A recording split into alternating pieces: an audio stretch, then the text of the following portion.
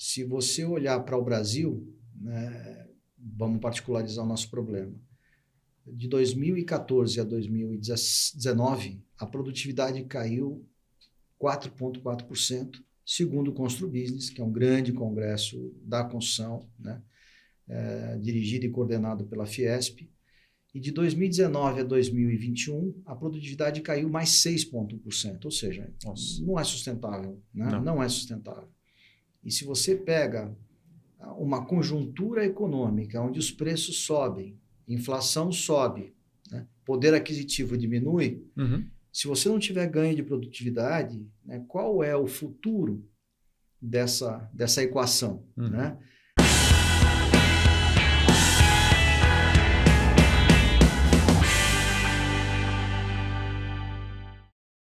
Olá, amigos do Capital Projects Podcast, eu sou o André Schoma, estou aqui para mais uma conversa aberta sobre os desafios da gestão de projetos de capital. E hoje, mais um episódio da série comemorativa dos 2 anos do canal, eu vou aqui conversar com Paulo Oliveira sobre industrialização e modularização na construção civil. O Paulo é engenheiro civil, pós-graduado em várias disciplinas pela Poli da USP, tem MBA e é mestrando em inovação na construção, também pela Poli. É certificado PMP pelo PMI e é CEO da Aratal Construção Modular. É presidente do conselho e coordenador do núcleo de conteúdo do C3, Clube da Construção Civil, e conselheiro do Hub Union. É isso? Falei Isso, certo? perfeito. Embaixador do CTE em redes para a rede de construção industrializada e sustentável. Tem 20 anos como executivo e dirigente nas indústrias de produtos para a construção. Trabalha aqui, teve 15 anos de experiência como diretor, né, de empresas de engenharia, construção e incorporação, como Método, JHSF, Brookfield, tendo sido CEO de incorporações da JHSF e CEO da Mutual. Paulo, seja muito bem-vindo ao Capital Projects Podcast. Muito obrigado, André. É um grande prazer estar aqui com você. Prazer é meu. A gente vai falar de um problema que há muito tempo na construção se discute, pelo menos aqui no Brasil. O fato da gente trabalhar de forma muito artesanal já foi episódio do podcast aqui em outras oportunidades. Eu sempre falo que, para mim, é um assunto que desperta muito interesse, porque desde que eu entrei na engenharia, eu sempre acreditei no modelo mais engenheirado, mais pré-fabricado, mais modularizado, mais bem feito, né? Utilizando o que a engenharia tem de bom para a gente. Mas aí você vai na prática para o canteiro artesanal, aquela luta toda. Então, vê que a gente está construindo um cenário diferente no Brasil, ainda que com as dificuldades, a gente vai falar de algumas delas aqui, mas estamos rumando de maneira consistente num caminho melhor. Mas os desafios são muito grandes, né? Então, para começar, né, você está muito envolvido nessas iniciativas e na cadeia de construção civil em geral, também pela tua experiência de carreira. Como é que a gente enxerga hoje o mercado da construção e quais são os principais problemas que a gente tem, né, para a gente dar o pano de fundo para os desafios que a gente tem para ir para a parte de modularização? Bom, ótimo ponto, André. A construção, globalmente falando, é um negócio super importante e gigante, né? É o maior setor econômico global, 13% do PIB das nações é da construção, é de responsabilidade da construção, 7% da população economicamente ativa trabalha na construção, né? 37% das emissões de carbono são provenientes da construção. 37%? Não é brincadeira, a responsabilidade social é gigante, né? E 50% das matérias-primas produzidas no mundo vão para a construção, ou passam pela construção, né? Então, é uma responsabilidade gigante, social, econômica, né? Mas a construção vem passando por problemas importantes aí. Queda de produtividade, não só no mundo, mas aqui no Brasil também. E são questões, né, que nos preocupam muito. A nossa produtividade vem caindo, então, nos últimos anos. Ao invés de melhorar, está caindo. Bastante, né? Se você olhar para o Brasil, né, vamos particularizar o nosso problema. De 2014 a 2019, a produtividade caiu 4,4%, segundo o Constru Business, que é um grande congresso da construção, né, dirigido e coordenado pela Fiesp. E de 2019 a 2021, a produtividade caiu mais 6,1%, ou seja, não é sustentável, né? Não é sustentável. E se você pega uma conjuntura econômica onde os preços sobem, inflação sobe, né, poder aquisitivo diminui, Uhum. se você não tiver ganho de produtividade, né, qual é o futuro dessa equação? Uhum. Né? A gente precisa de ganhar produtividade, produtividade significa vamos industrializar a construção. Aquilo que era uma opção, uma alternativa no passado, né? Quando você é mais jovem que eu, mas quando nós éramos mais jovens, né? Hoje é uma urgência, é uma necessidade premente. O próprio Sinduscon e Asbeia São Paulo começaram um movimento que eu acredito que vai se espalhar pelo Brasil, até porque depois do evento de São Paulo a gente passou por Porto Alegre e Paraná Norte, com o mesmo modelo de evento, um simpósio chamado Industrialização de Edifícios Residenciais, né? E tem, obviamente, toda uma razão de ser, né? Hoje, você vai nos canteiros de obra, você vê que falta mão de obra direta. Todos têm uma plaquinha lá, estamos contratando. Todos. Contratar e reter mão de obra direta é uma coisa cada vez mais difícil. O jovem não tem mais na construção uma primeira alternativa de trabalho. A construção está perdendo mão de obra para outros setores. Para o agro, para a indústria, né? Ou gente que vai para outras opções de trabalho sem carteira assinada, como Uber, né, e etc. Então, é um problema importante, né, e nós precisamos urgentemente ganhar produtividade no setor. E nesse caso, a única maneira de você ter um acréscimo importante de produtividade é industrializando, porque não é... né? Claro que você treinar a mão de obra direta em campo para as obras convencionais e tudo isso continua sendo relevante, acho que até com os dados que você está trazendo, é urgentíssimo, se antes já era uma dor muito forte. Mas o verdadeiro salto só vai vir através da industrialização. É verdade, até porque isso passa por estágios, né? Uhum. Você não sai da noite para o dia, né, da construção tradicional, ou desse grande artesanato construtivo, como você colocou, né, para a construção industrializada. Então, é como se você estivesse subindo os degraus de uma escada, onde no primeiro degrau você está na construção tradicional e a primeira coisa que você faz é inserir racionalização da construção, é racionalizar a construção tradicional. No segundo degrau, você já insere elementos de construção off-site na construção tradicional. Por exemplo, uma fachada industrializada, né, um módulo de banheiro pronto, ou de cozinha, por exemplo, né? No terceiro degrau, né, você já insere mais construção modular, além da construção off-site, mais elementos de construção modular, e no quarto degrau você já está ou integralmente na construção modular ou fortemente na construção modular com elementos de construção off-site, né? Então, isso não acontece também espontaneamente. Esse movimento ele depende de pressões de quem? Das incorporadoras, das construtoras, né? Da própria cadeia de valor, né? Pressões originadas por quê? Pela necessidade do ganho de produtividade, redução de custo, né? Aumento da qualidade, melhora da qualidade do desempenho. Uhum. Então, são essas pressões, né, que fazem as incorporadoras e construtoras buscarem os dois canais que elas podem para poder industrializar a construção. Por um lado, os fabricantes de materiais, de componentes industrializados, né, que vão usar aquilo que eles têm de melhor, de tecnologia e inovação disponível, e, por outro lado, a pressão sobre os projetistas, os consultores, para que esses dois braços busquem as melhores soluções de industrialização, sejam elas em construção off-site ou modular, né, para fazer essa escadinha, a gente subir os degraus dessa escadinha, né? Agora, é assim que isso se movimenta, na verdade. Uhum. Agora, você vê as empresas buscando subir essa escada, ou... Porque assim, por que da minha pergunta, né? A gente às vezes fica desanimado de ver o quanto a gente ainda trabalha a construção da maneira convencional e com pouco investimento das construtoras, incorporadoras, enfim, em subir essa escada. E aí o que acaba gerando uma oportunidade de mercado, que a gente vê com as Construtecs, com as empresas que vêm buscando tomar esse mercado. Então, beleza, se quem está fazendo da maneira tradicional não está muito preocupado em subir a escada, eu vou chegar por uma outra frente para tentar chegar lá em cima, né?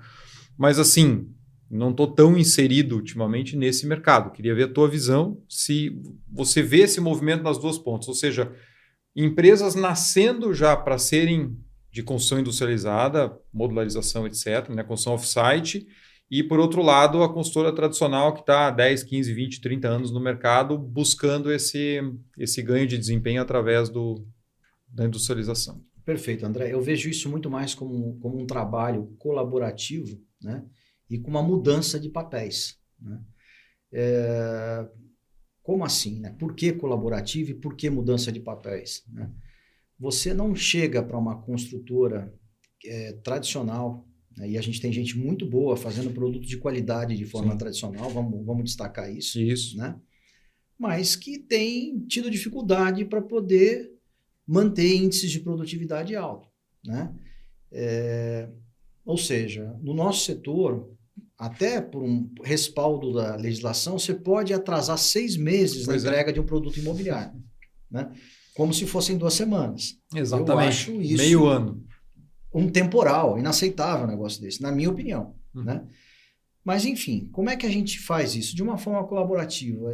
Eu entendo que, e até interessante isso, quando eu comecei a desenvolver a Aratal, e a gente, a única coisa boa de você ser startupeiro sênior, né, como eu, é você ter amigos de trabalho, gente que a gente conhece há 30 anos, 35 anos, né? E tem uma relação muito sólida, né? Com empresários do setor, né? C-level das organizações de engenharia, construção e incorporação. E esses amigos começaram a me procurar, né? E para dizer o seguinte: poxa, que bacana a proposta da Aratal, etc., mas a gente tem um interesse grande na industrialização, só que a gente não sabe por onde começar, né? E nem como fazer, né? Então, depois que eu escutei isso umas 5, 6 vezes, eu falei, opa, tem até uma oportunidade aí. Nós estamos falando, nesse caso, não da plataforma principal da Aratal, que são casas para condomínio fechado. Uma outra plataforma, que ela está ligada mais à gestão, né? E prestação de serviços de engenharia e pré-construção, que é como é que a gente ajuda essas construtoras, né, de uma forma gradual e, portanto, baixo risco, a se inserirem na construção modular off-site, né? E a gente também desenvolveu uma plataforma para isso. Então, acho que esse é o que mostra o seguinte: não existe uma competição entre o modular e o tradicional. Certo. Existe uma composição. O que vai mudar, né? Quando eu falei dessa escadinha, e quando a gente estiver lá no 4º degrau dessa escadinha, nós vamos ter novos players nesse mercado. Nós vamos ter empresas montadoras, só vão fazer montagem. O montador é um cara diferente. Ele não é pedreiro, ele não é encanador, ele é um montador. Ele é multifuncional. Não é um montador industrial, que só faz, por exemplo, tubulação, estrutura pesada. Perfeito, né? E, por outro lado, assim, depois disso, nós vamos ter também especialistas em partes da edificação. Uma empresa que só faz fachada industrializada e monta, uma empresa ou só fabrica e o montador vai montar, uma empresa que só está dedicada a módulos de cozinha, de banheiro, outra só kits de instalações prediais, outra especializada em cobertura industrializada e por aí vai, né? Assim como a gente tem a cadeia hoje de materiais e algumas soluções prontas, você passa a ter, só que numa... Perfeito. Então, é como se a gente fosse ter um trabalho muito parecido com as montadoras de veículos, né? É uma boa referência para a gente na construção, sempre foi, né? Mas o papel das construtoras incorporadoras será cada vez mais de integradora desse processo. Então, na verdade, o que acontece? Elas vão deixar de lado boa parte dos problemas que elas têm, vão se concentrar na atividade fim, que é entregar o produto, o empreendimento com mais qualidade, mais desempenho, mais rápido, né? E vão orquestrar essa cadeia de valor da construção site modular, né? Vão integrar esses players de uma forma mais inteligente, mais digital, né? Para produzir. É essa grande mudança que a gente vai ver nos próximos anos. Tem toda uma cadeia para ser desenvolvida, né? Esse é um desafio, de fato, muito grande. Uma coisa que me chama a atenção sempre também em relação a esse assunto da construção modular off-site, né? é a necessidade de você reengenheirar as soluções. E ao invés de tentar buscar só reproduzir o mesmo sistema construtivo de uma forma um pouquinho diferente, né? E dessa maneira tentar industrializar por aí, mas indo de maneira mais profunda, redesenhando, né, o produto para que você tenha o melhor desempenho possível dos materiais que você vai aplicar, que nem sempre vão ser os mesmos que você está acostumado a usar. Então, pensando mais na funcionalidade, ou seja, como é que o meu espaço tem que servir para o usuário final, do que tentando reproduzir aquilo que já é feito de maneira artesanal, só que de uma forma um pouco melhor, né?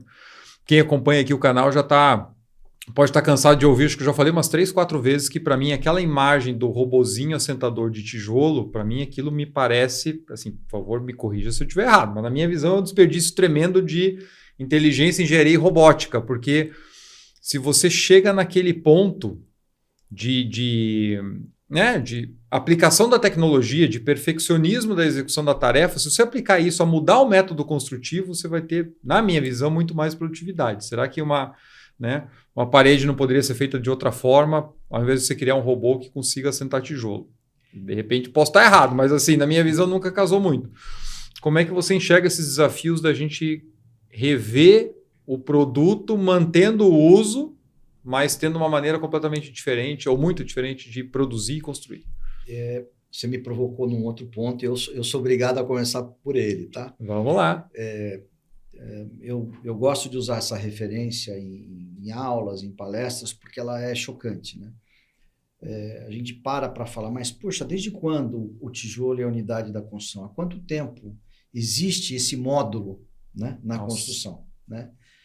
E ninguém nunca acerta, né? Mas há cerca de 7.500 anos antes de Cristo, na Turquia, na região de Anatólia, se encontrou aí em escavações, edificações já de tijolos de adobe, né? Depois lá no Egito, 3.000 anos antes de Cristo, né, o tijolo já cozido, né, de barro cozido. Mas se são bobear, 7.000... as paredes estavam mais no prumo e no esquadro do que aquilo que a gente vê hoje em alguns casos. Sim, né, mas são, sei lá, 9.000 anos de história construindo com tijolo, tá certo? Grosseiramente é isso. E a grande verdade é o seguinte, para quem precisa buscar produtividade desesperadamente como nós precisamos, o tijolo, o bloco, não podem ser a unidade de construção, pelo menos para aquilo que você precisa fazer com larga escala, né? Onde você já tem problemas de produtividade e não está conseguindo entregar, né? E aí você tem 100% de razão. Você investir em robô, né, para empilhar tijolo, né? A própria teoria de processos diz o seguinte, quando você chega no limite de um processo, né, nós estamos falando de uma área específica da administração, né? Quando você chega no limite de um processo, não adianta você investir mais nesse processo. É inócuo isso. Esgotou. Muda de processo. É muito mais inteligente, né? Então, está na hora de mudar de processo. É esse o grande paradigma. Mas voltando à tua questão, eu acho que ficou claro o meu posicionamento. Sim, né? sim. Tá bom. Mas voltando à tua questão, como é que a gente parte para um produto modular, off-site, etc. O conceito é muito importante. Aliás, o conceito, a fase conceitual de um projeto qualquer, dentro de uma das metodologias que a gente pratica, que é a pré-construção, né, é muito importante o conceito, porque quanto mais perto da fase conceitual do projeto você agir, mais benefícios você vai gerar para o projeto, em redução de custo, de prazo, em ganho de desempenho, qualidade, etc. Né? Então é importante, muito importante a fase conceitual, principalmente na construção industrializada. Você não pode errar aí. Senão você tem que gastar tá preso no modelo. Energia, capacidade de projeto, competência, nesse ponto, né? E eu vivo brincando, você não contrata projeto por preço, você contrata por especialidade. Então, né? Quem nos ouve sabe como é, né? Mas não deveria ser. Pois é, né? não pode. E aí, lógico, 3,5% do custo de uma edificação é basicamente projeto, pré-construção. Aquilo que eu chamo de pré-construção, né? Que não é só o projeto. Sim. Todo aquele conjunto, todo aquele arcabouço de necessidades que você tem para que a tua fase de produção seja fluida e contínua, né? e se só tem isso com uma pré-construção bem feita, que envolve planejamento, plano de ataque, orçamento, etc., mas em um projeto à prova de bala, Sim. muito bem detalhado, muito bem pensado, né? Bom, mas então, quando você está nessa etapa conceitual, que você tem os grandes ganhos numa pré-construção, a gente tem que olhar para o seguinte, se 3,5% do custo do meu produto é com pré-construção e projeto, né? Os outros 96,5% é o que eu vou fazer depois, é a produção, é a construção em si. Mas esses 3,5% definem os outros 96,5%. Exatamente. Então, não é inteligente você contratar projeto por preço. As tuas grandes decisões de projeto podem gerar economias gigantes, reduções de prazos gigantes. Por outro lado, as besteiras que você faz nesses 3,5% vão gerar um impacto gigantesco na fase de produção, né?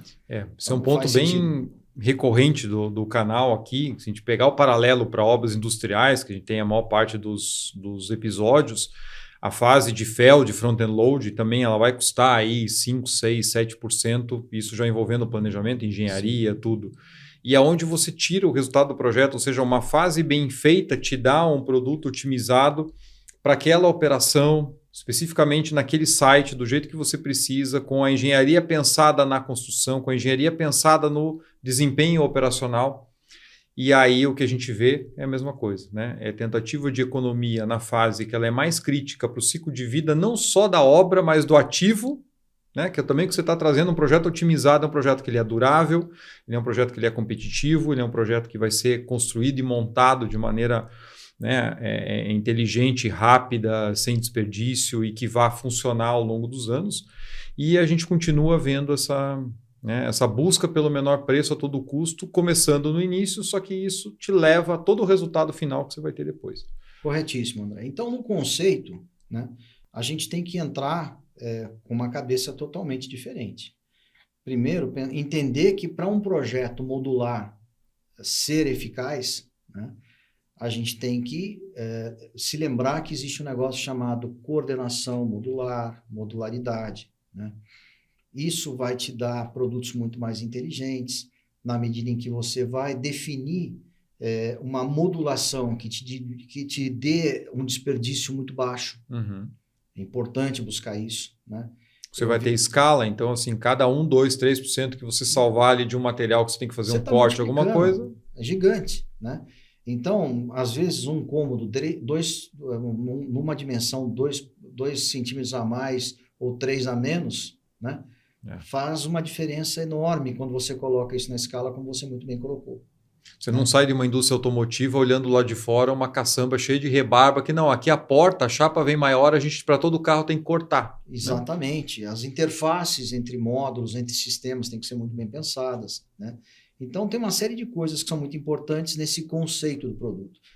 Mas a indústria e o modular, eles têm algumas premissas muito importantes, né? Eles só param de pé se você tiver escala. Uhum. Isso. E uma coisa interessante, que a boa arquitetura resolve muito bem, né?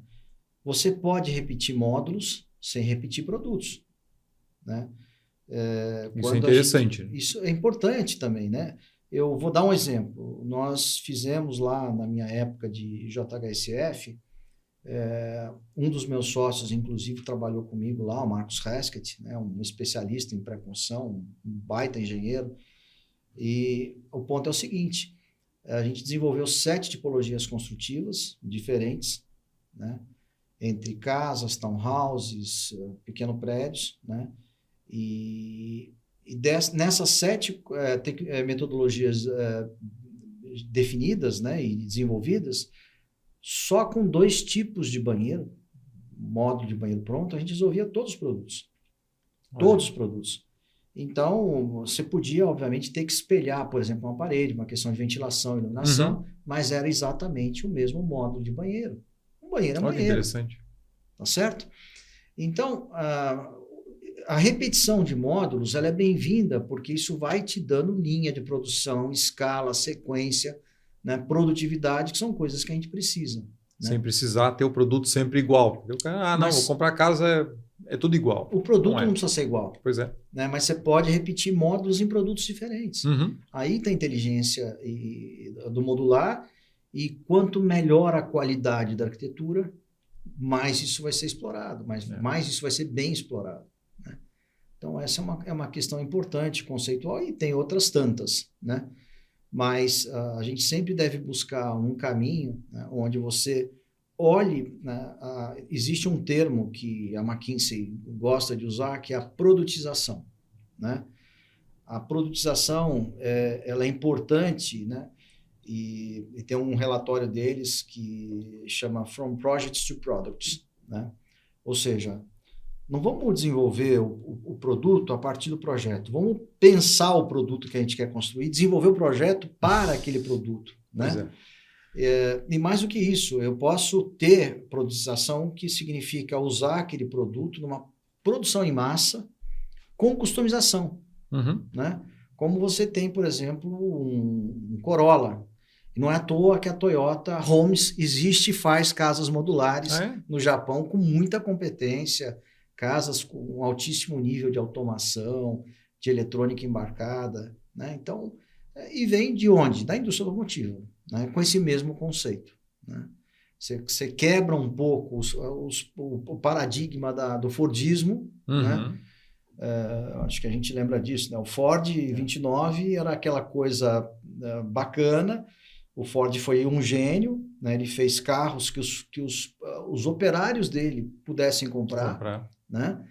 Por outro lado, você podia escolher qualquer cor, desde que fosse preto. Nível de customização, você pode mudar o teu chaveiro que você vai comprar. Né? Exatamente. Né? E já quando você olha para a produtização, o conceito é diferente e permite que você vá para a produção em larga escala, em massa, em linha de produção, né? Mas com uma customização aceitável, adequada, que deixe o cliente contente, podendo fazer escolhas. Né? Sem que isso arrebente o modelo econômico de estar construindo um produto completamente diferente para cada cliente. Perfeito, exatamente. Olha só.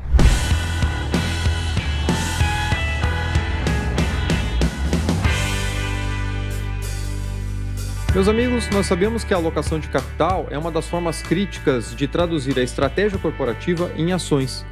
Mas alocar e realocar capital dentro de um portfólio de investimentos sempre é um grande desafio ainda para a maioria das empresas.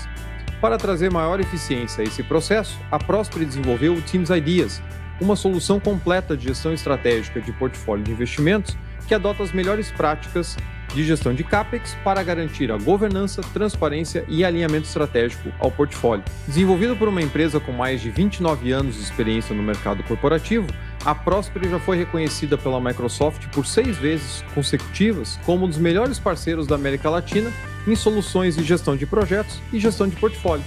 O Teams Ideas é a solução adotada por grandes empresas no Brasil e no mundo, e você pode conhecer mais sobre essa solução clicando no link aqui na descrição desse episódio.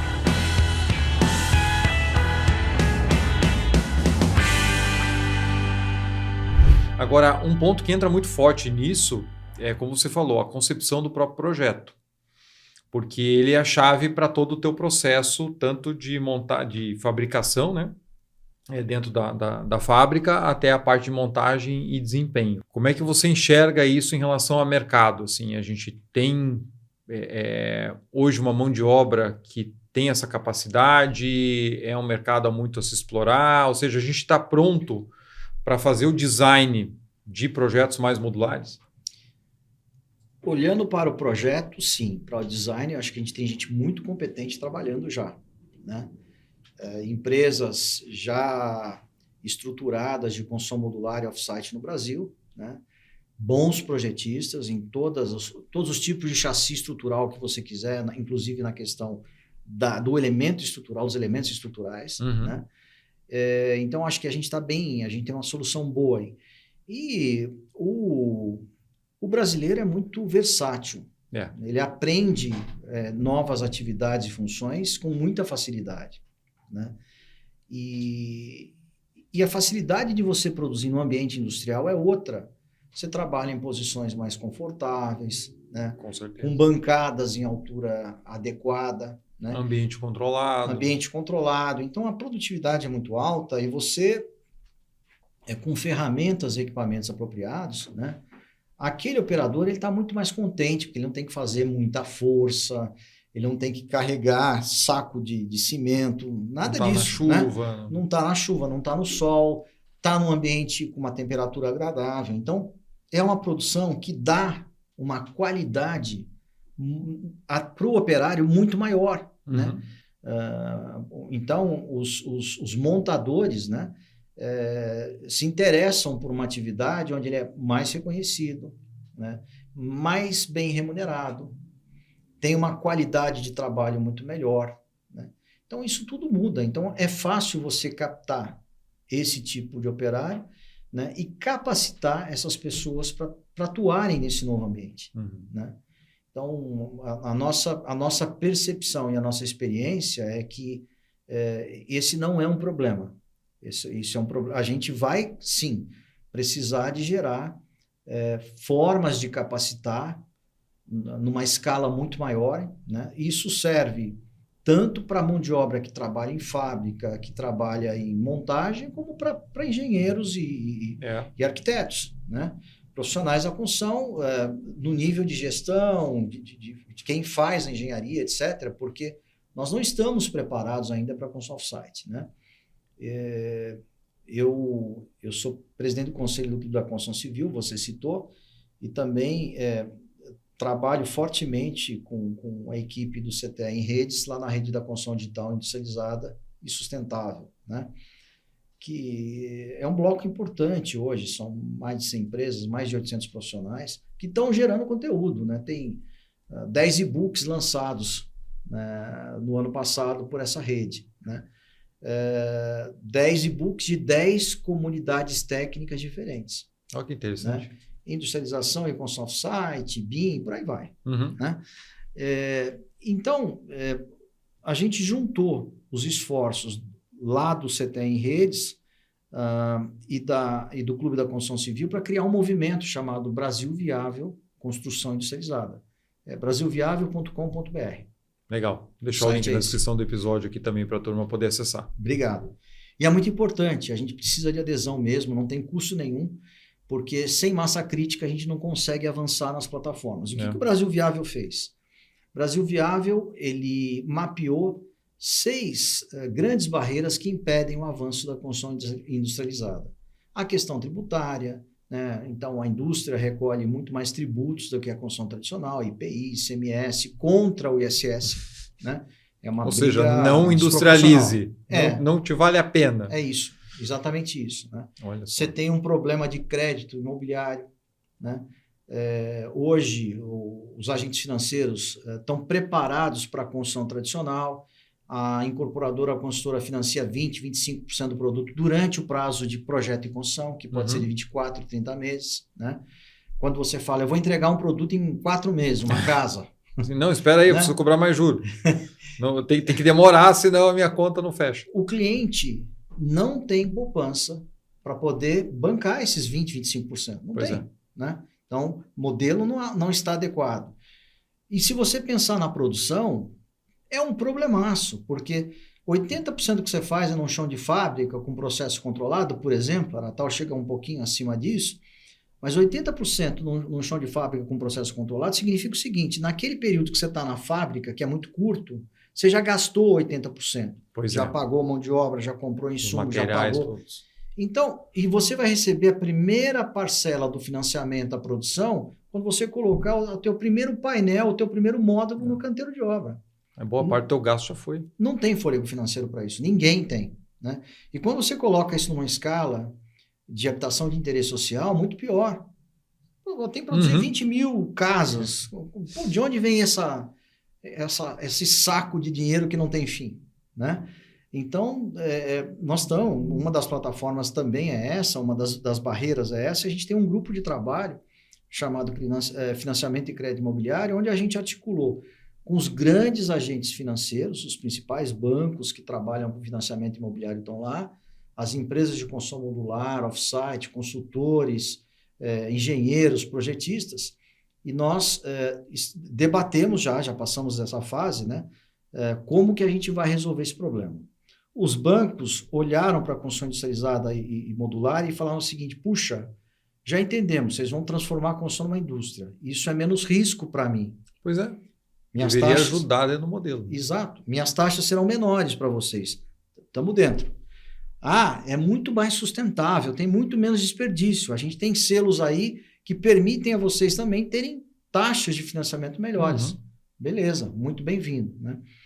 Aí o que os bancos falaram? A gente precisa agora que vocês criem um CUB da construção industrializada, porque senão a gente não tem como reajustar contratos. Olha só, um gargalo vai mudando de lugar. Exatamente. Você resolve um problema, pintam 10 diferentes. E esse CUB ele tem que ser validado pelo Sinduscon. Então a gente já conversou com o Sinduscon São Paulo, né? Inclusive com o York, que é o presidente da nova gestão, que tem como plataforma a industrialização. Legal. Na posse dele e do Renato Genioli, né, que é o vice-presidente, são 2 amigos, eles confirmaram que o foco dessa gestão vai ser industrialização, o que é muito bom, né? Então, assim, o Sinduscon tem que validar o CUB da construção industrializada, que nós estamos chamando de CUBI. A gente já desenvolveu um modelo conceitual, como a gente quer fazer isso, mas o Sinduscon tem uma exigência, que é a seguinte, vocês precisam contratar um estatístico para validar o modelo de obtenção desse CUB. E nós estamos nessa fase, buscando um estatístico que queira ajudar a gente nesse processo. Né? Você precisa de uma série histórica mínima para isso, para validar o modelo? Como é que funciona? Você não precisa de uma série histórica, mas você precisa de rastreabilidade, que não tem nada a ver com essa validação estatística, mas de um modelo onde aquilo que você extraia, considerando o impacto percentual de cada elemento que você usa na edificação, etc., esteja adequadamente equilibrado matematicamente, seja correto. Tem que fazer sentido para aquilo que de fato você vai reajustar, ou seja, correto. Aquilo tem que representar aquele modelo construtivo, então, aquele produto. No nosso modelo, a gente definiu 4 produtos, né? Uma casa de, acho que 45 metros quadrados, uma de um pavimento, que é bem comum, como produto de habitação de interesse social, uma casa de 2 pavimentos de 250 metros quadrados, né? Um produto que é bem característico também de habitação de interesse social, que é aquele famoso térreo+3, né? E um prédio, acho que de 20 andares. Para cada um desses 4 produtos, a gente vai definir 3 padrões de acabamento, baixo, médio e alto, para simplificar a nossa vida.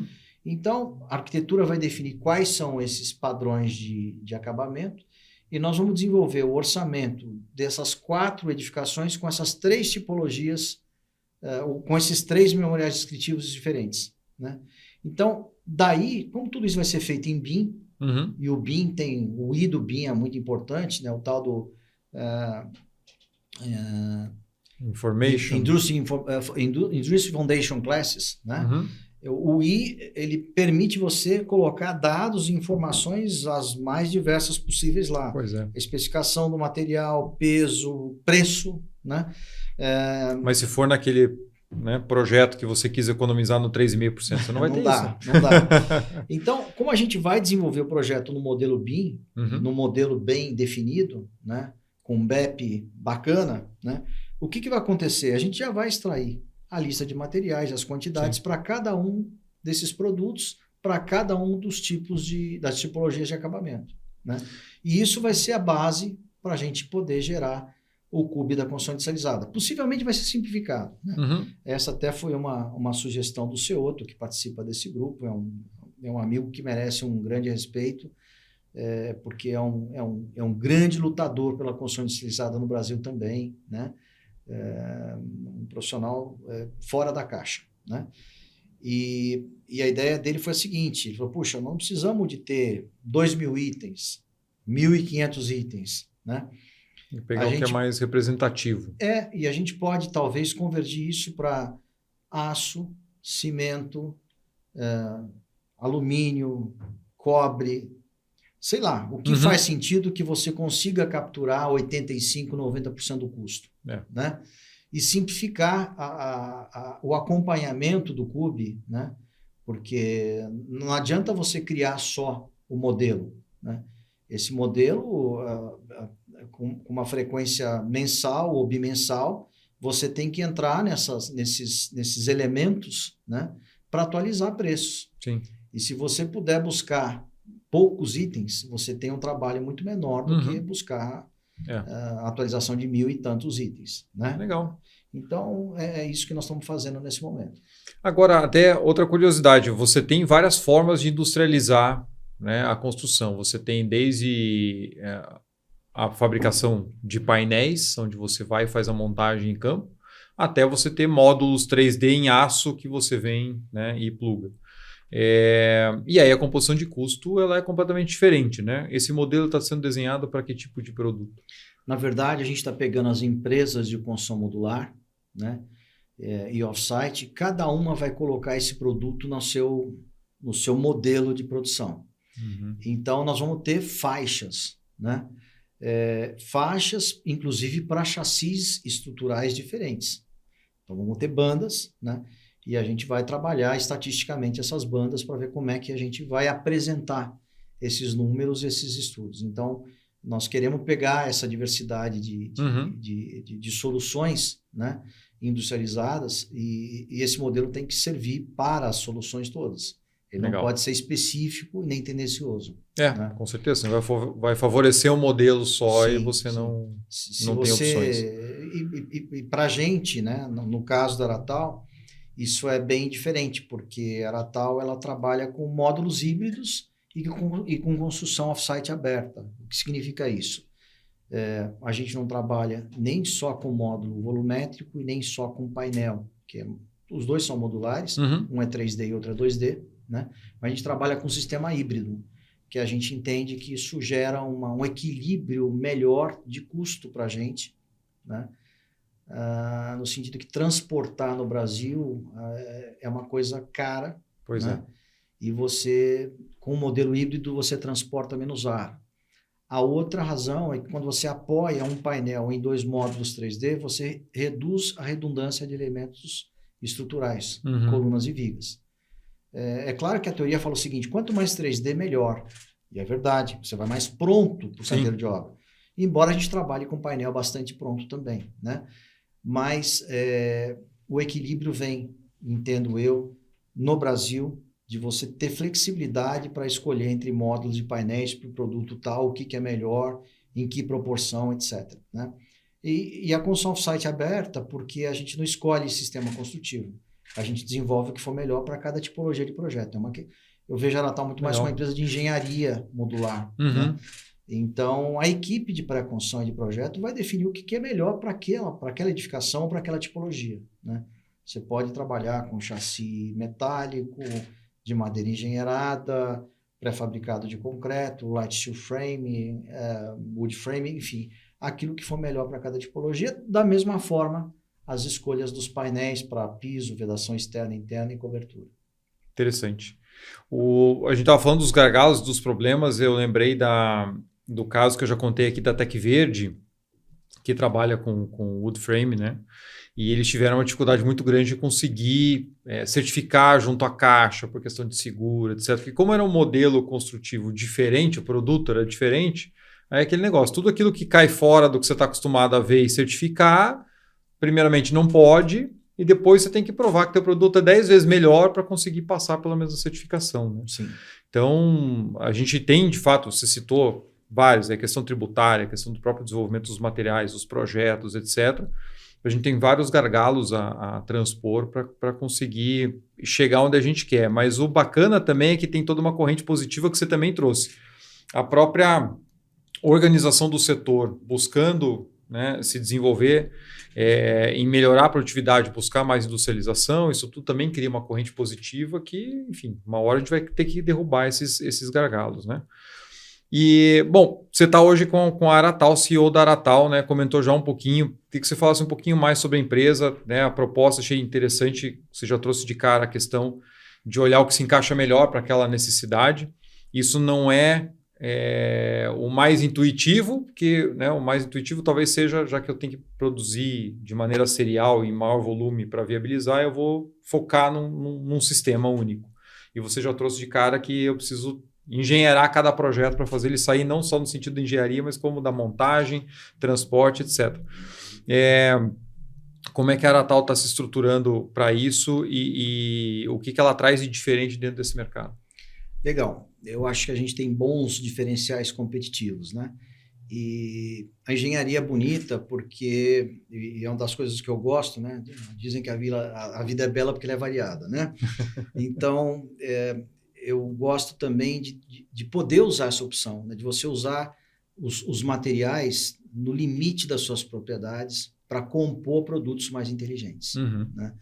Então, a Aratal, ela nasceu com essa coisa de, olha, eu não sou uma empresa de estrutura metálica, eu não sou uma empresa de madeira engenheirada e nem de pré-fabricado de concreto. Eu sou uma empresa de engenharia que pratica construção modular, né? Legal. Então, acho que esse é um conceito primeiro, mas existem 3 pilares que fundamentam a engenharia e o projeto da Aratal, né?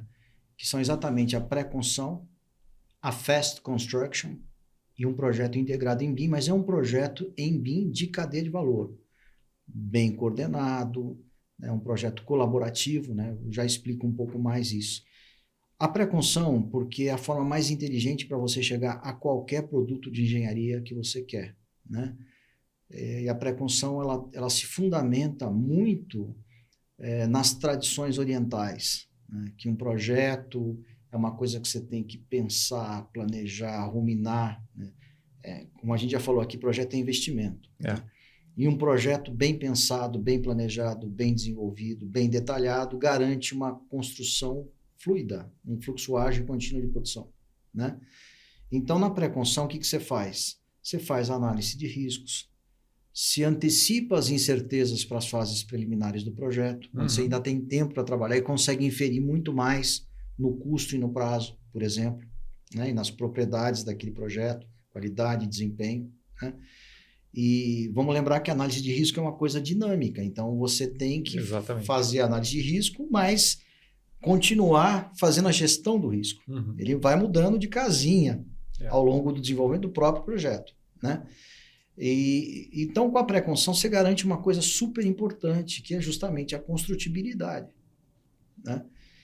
A Fast Construction, ela sempre foi muito usada para você produzir rapidamente, por exemplo, expansão de varejo, lojas, bancos, redes, né? De uma forma muito rápida. E aí você tem algumas características importantes para você trabalhar em Fast Construction, né? Que é exatamente muito, muito, muito foco em processo. Fast Construction é processo, né? Muito mais do que sistema construtivo, né?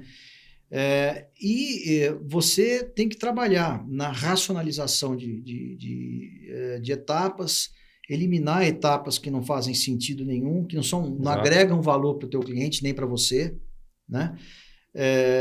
E a padronização de processos, ela chega a um nível que você tem que ter todos os processos do cliente absorvidos e internalizados, né? Então, você vai trabalhar com um banco, quais são os equipamentos que ele usa? Quais são os móveis que ele usa? E você já tem que tá com tudo isso bem definido, pré-contratado, com lead time do fornecedor, que de repente você tem 60 dias para fazer 45 agências.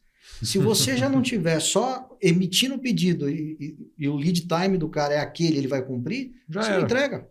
Acabou, exatamente. Acontece de você inaugurar uma agência com gerador, essas coisas acontecem, né? Mas são normais dentro de um trabalho muito rápido de Fast Construction, mas você não pode deixar de entregar uma agência operando, né? Uma loja, seja lá o que for, né? Então, esse é um princípio importante. E a outra coisa muito importante da Fast Construction é que você tem que ter um suprimento de primeiro mundo. Nós estamos falando aqui das empresas de logísticas aí mais avançadas que tem, né? Então, não se fala em departamento de compras, é um supply, nós estamos falando lá de supply chain, logística reversa, procurement, é outro conceito, né? Então, a Aratal tem esses 2 pilares bem fundamentados e tem um terceiro, que é um projeto em BIM que vai até o 5D hoje, né? Então, a gente já traz os custos dentro do modelo, né? E esse projeto vai evoluir para outras dimensões do BIM, né? Mas hoje a gente traz até o 5D, né? E é uma felicidade que eu tive, foi uma sorte, né? Algo que a vida conspirou a meu favor, né? De ter começado, depois dos meus 20 anos de indústria, a trabalhar pela Método, que é uma tremenda referência no nosso mercado, né? Uma empresa que sempre primou pela tecnologia, pela inovação na construção, né? E lá a gente acabou podendo estudar e desenvolver, né, esses 3 conceitos. Os processos de fast construction, de pré-construção, né, e o próprio BIM. A gente instalou lá a primeira sala de BIM na indústria privada brasileira. Depois disso eu nunca mais parei de trabalhar com BIM. Então, se você olhar para Aratal, fala, quem que tem esses 3 pilares bem fincados fora Aratal? Eu não conheço ninguém, nenhuma empresa, né? Então, acho que é um diferencial competitivo gigante. E essa coisa da construção híbrida e off-site, e de a gente não escolher sistema construtivo e ter a capacidade de desenvolver o que for melhor para cada tipologia, eu acho que são valores muito fortes, são características muito fortes e é um grande diferencial. E mais do que isso, né, se eu puder complementar, né, na plataforma principal, que é a plataforma de casas modulares para condomínio, né, nós desenvolvemos uma jornada do cliente que é completamente disruptiva, né? Então, nessa jornada, imagina que você chega num condomínio de casas onde a gente trabalha. Então, lá, ao invés de ter um stand de vendas, vai ter uma casa modular da Aratal, que é uma casa de showroom, né? Lá vai ter um ambiente onde você vai ter um sistema computacional num totem de realidade virtual 3D, 4 telas de LCD e um arquiteto com o Cresce, um arquiteto que também é corretor de imóveis, que se posiciona como um especialista, um consultor do cliente. O cliente vai conhecer essa casa, né? Então, nem tem custo de stand, depois essa casa vai ser vendida também. E o cliente chegando nessa casa, o arquiteto vai ofertar para ele, falar, você já comprou o teu terreno, não te interessa uma casa dessa, em 4 meses está no teu terreno. Olha só. Puxa, muito bacana, mas isso pode ser caro. Fala, não, vamos fazer uma experiência, não custa nada. Aí ele joga lá nas telas, olha, eu tenho esses 12 modelos de casa, qual que você gosta mais? O 2. Tá, mas o que você precisa? Uma suíte, 3 suítes, um home office, uma área de lazer com piscina. O arquiteto escolhe uma planta, né, que tem essas características. É fácil porque as plantas são componíveis, você consegue trocar módulos. Já implanta no terreno em realidade virtual 3D. Até aí, essa jornada muita gente faz. E aí começam as diferenças, né? Nesse estágio, o cliente muda de fase. Com a ajuda do arquiteto, ele vai escolher a customização da casa dele. Então, ele tem opções de kits de acabamento, de lazer, com piscina maior, menor, com forno de pizza, sem tomada para carro elétrico, energia fotovoltaica, armário planejado, eletrodomésticos, horta vertical, telhado verde, né? Olha, ele consegue fazer tudo na hora. Ele consegue, na hora, escolher dentre os kits ofertados aquilo que ele quer. Feitas as escolhas, o sistema, na hora, joga o orçamento na tela. Se ele precisar de ajuda, o arquiteto ajuda ele a equilibrar o orçamento com as necessidades dele. Feito isso, o sistema gera orçamento revisado, memorial descritivo de acabamentos e uma minuta de pré-contrato. Se ele assinar, tem uma impressora 3D no stand, imprime na hora o modelo da casa dele para ele levar para mostrar para a família e para os amigos. Ele baixa um aplicativo mobile no celular. Por esse aplicativo, ele acompanha a fabricação dos módulos e a montagem da casa, com a atualização do cronograma e das imagens. Hoje a jornada para aí, mas a jornada da Aratal continua, ou continuará, né? Futuramente, ou num futuro próximo, pelo mesmo aplicativo, a gente quer fazer gestão de ativo, gestão da manutenção, gestão de água, energia e gás para gerar economia para o usuário, né? Fornecer um complemento para casa, um outro módulo, um outro produto para campo ou para praia, né? Então, o nosso foco na fidelização é ao longo do ciclo de vida do produto, né? Então, essa experiência que a Aratal está oferecendo para as loteadoras, construtoras, incorporadoras que queiram trabalhar com ela, né? Para que a jornada do cliente dele seja diferente e única, inédita. A gente protocolou um pedido de patente para essa metodologia e sistema computacional. E acabamos criando uma spin-off chamada VRCX, Virtual Reality Customer Experience. É outra startup, né, que desenvolveu já a jornada da primeira casa da Aratal, que vai lá para o Alphaville Castelo em Itu, né? O lote K3 do Alphaville Castelo. A gente está, inclusive, vendendo cotas de investimento dessa casa. Né? Então, a casa já vai ser entregue com a jornada do cliente demonstrada. Essa jornada foi terminada, finalizada pela VSX em janeiro, que é o... Agora em janeiro. Interessante. É o MVP da VSX, né? E a VSX agora está partindo para o mercado imobiliário para oferecer a mesma... Não vou falar que é a mesma experiência, porque cada empresa, os clientes têm uma jornada diferente. Sim. A jornada é muito específica para cada empresa, né? Mas a VSX está habilitada para poder prestar serviços de jornada para clientes do mercado imobiliário. Consultoras, incorporadoras, fornecedores de materiais, de decoração, etc. Né? Então, a empresa já vai partir para o mercado para escalar, porque não faz sentido trabalhar só para a Aratal. Pois é. Você tem uma solução boa desenvolvida ali, você consegue atender uma boa parte do mercado sem ficar exclusivo. Perfeito. Que bacana. Isso muda, né, completamente a experiência que a gente está acostumado, né? Hoje, não sei se dá para chamar a jornada na construção civil convencional, né, de jornada do cliente ou de trauma do cliente, alguma coisa assim. Eu passei recentemente, né, na pessoa física por mais uma dessas. Meu Deus do céu, não é possível, né? É um karma que persegue a gente. Porque chega ao ponto de você, às vezes, olhar para trás assim, pô, por que eu me meti nessa enrascada? Porque você sabe que construção dá dor de cabeça, agora não precisa dar tanto, né? Pode ser um negócio muito mais... E você tem razão, e você, às vezes até para a gente que é profissional do mercado, quando você vai comprar o teu imóvel, se você não vai construir, você também passa por essa preocupação, poxa, será que vão me entregar no prazo? Será que vão entregar aquilo que eu comprei? Né? E esse desespero, quando o profissional é leigo, ele não é do setor, é muito maior. Então, eu vou te dizer isso porque isso tem fundamento em pesquisa, tá? E a pesquisa, eu acompanhei uma pesquisa de uma empresa que ela é loteadora, né? E ela quis entender por que a venda de lote em condomínio fechado tinha caído tanto. Isso foi antes da pandemia, né? Depois da pandemia, ela acabou acelerando muito, né? Dobrou. Né? Nossa. Mas, quando ela capturou essas informações nessa pesquisa, ela tinha duas razões. Uma, obviamente, o problema da crise econômica, né? E o outro, que é muito importante, o cliente, quando compra um lote, ele sabe que ele tem que contratar uma construtora, uma empreiteira para poder colocar a casa dele lá. Quando ele assina o contrato com essa consultora, ele só tem uma certeza. O que tiver escrito como preço e como prazo não será cumprido. Já era. Então, é uma aventura. É aquilo que você falou. É uma aventura para esse cara. Ele não quer passar por essa aventura. Né? Então, muitas vezes, ele até compra o terreno, mas deixa lá. Né? Um dia eu vou ter uma solução melhor, um dia eu vou achar uma consultora confiável, um dia... Ou se eu não quiser me encher o saco lá na frente, eu vendo o terreno...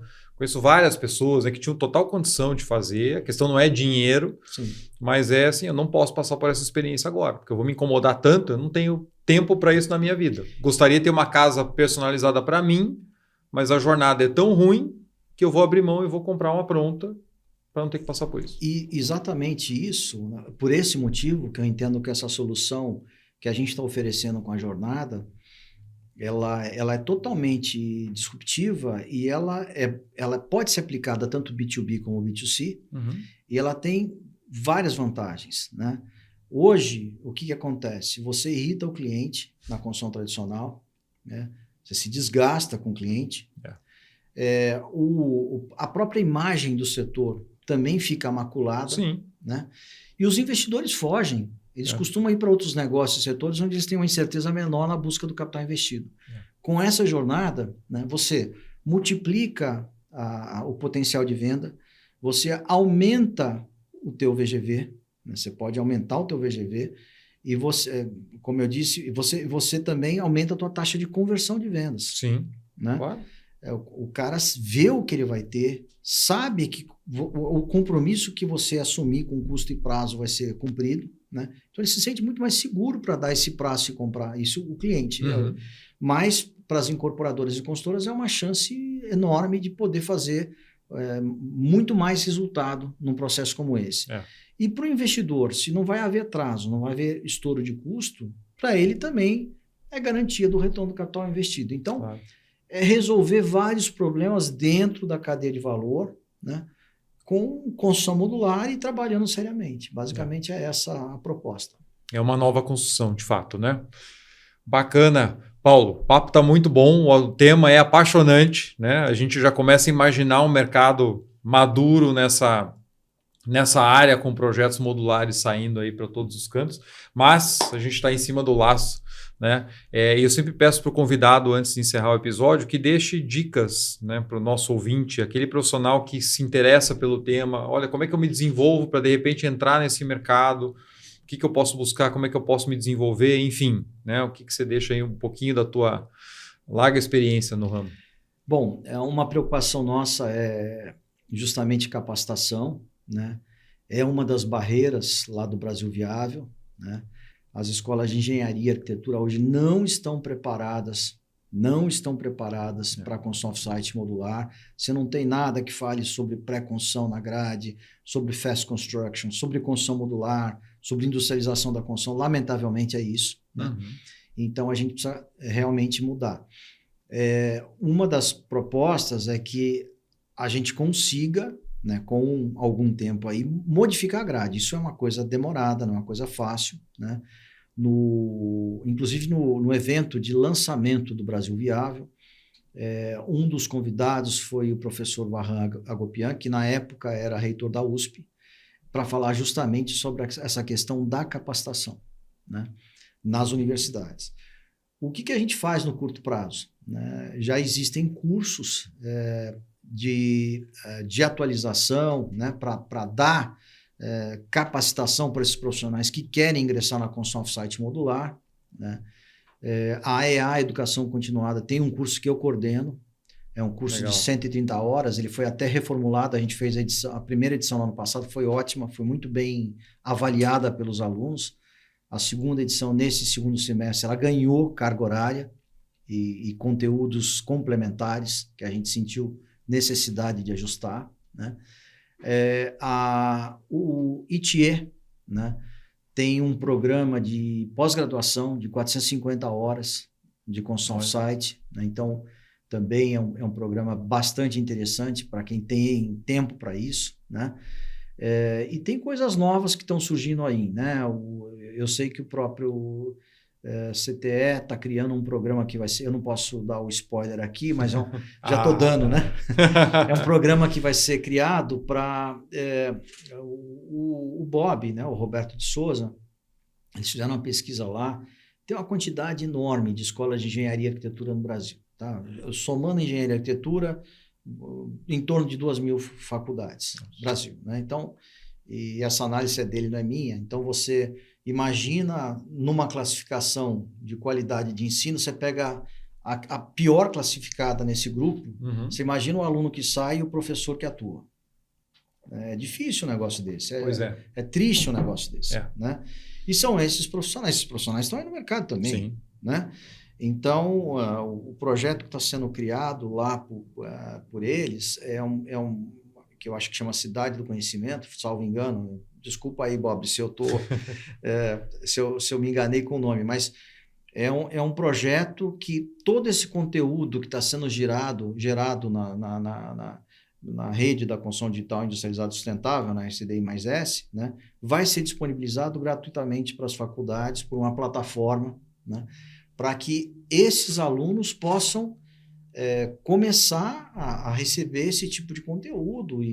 Olha que legal. Então, enfim, isso vai ter outras extensões, mas no primeiro momento essa é uma primeira ação, e nós falamos de ações como essas, né? E você tem já alguns sites, né? De novo, eu sou obrigado a usar a referência minha, porque se você entrar no website da Aratal, você vai achar uma biblioteca bastante rica em conteúdo sobre construção off-site, modular, pré-construção, fast construction, todos os temas correlatos, BIM, sobre todos os temas correlatos à construção off-site modular, né? Então, tem bons sites de referência, tem bons fabricantes no Brasil e fora que também tem bom conteúdo para poder divulgar, né? Então, acho que essas são as referências e e as opções, né, que a gente tem para capacitação hoje. Legal. Bons caminhos aí para os profissionais que estão interessados nessa área, né, poderem se desenvolver para quem já não está inserido ainda, né, nesse mercado. Paulo, mais uma vez, muito obrigado pela tua participação aqui no Capital Projects Podcast. Um grande prazer, parabéns pelo teu trabalho, André, e fico à disposição. Muito obrigado. Pessoal, veja só que como a gente traz sempre aqui no canal, né, a gente está evoluindo finalmente na nossa construção, tem várias frentes aí para atuar, tem oportunidades para todos os lados, né? A gente falou aqui de questões tributárias, logísticas, de engenharia, de construção, de montagem, de acabamento, de materiais, enfim. Então, tem uma ampla área tanto de estudo quanto de atuação profissional para muitos de vocês que possam estar interessados no tema. Então, né, fica a dica do Paulo aí para buscarem mais esses caminhos com mais detalhes através das referências que a gente vai deixar aqui nesse episódio. Quero agradecer a você que acompanha o nosso canal, né, dentro, mais uma vez, da nossa semana comemorativa de 2 anos do Capital Projects Podcast. Isso só existe porque você está aí do outro lado acompanhando o nosso episódio. Se você ainda não é membro também, considere se associar. Temos planos a partir de R$5 por mês para você fazer parte aqui dessa jornada desse canal. Em breve, mais uma vez, estou prometendo aí o curso de metodologia FEL, todo reformulado, a nova turma deve sair em breve, fique ligado aqui no canal para mais informações. E agradeço também aos nossos apoiadores, ao Teams Ideas by Prosperi e a GSUP Nexus, que tem soluções incríveis aí para a área de gestão de projetos. E por hoje é só, um grande abraço, te espero aqui na semana que vem, até a próxima!